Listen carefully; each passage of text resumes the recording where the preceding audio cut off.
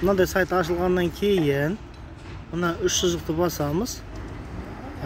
Осы жерден мысалы активность жасау үшін мына жерде менікі мысалы сайлау жазу деп ашылып тұр. Мен осы жерден сразу неге кірем? Мына магазинге кірем. Магазиннен сразу пакеті членствоны жаңағы басам. Болды, осы бойынша ары қарай жүре береміз.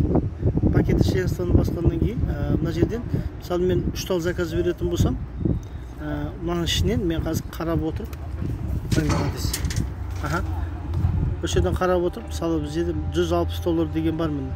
Золотой членствоны осыны басам. Осыны басқаннан кейін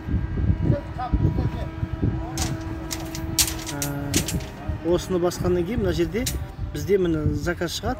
Мен енді өзіме қандай товар керек, сол товарлар мына астында тұр. Осы жерде мен таңдаймын.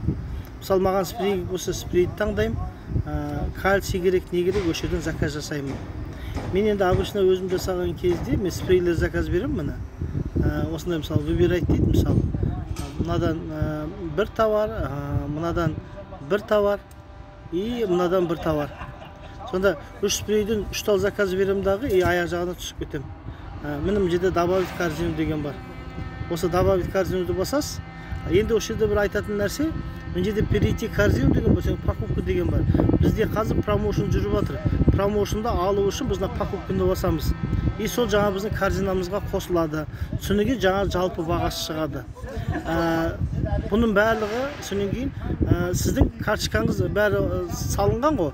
Сол карточкаға шығады. Именно жаңағы не сұрайды, соны басып отырсаңыз, ары қарай өзі алып шығады система. Ешқандай да қиыншылығы жоқ. Активность жасаңыздар, әрдайым активный болып жүріңіздер.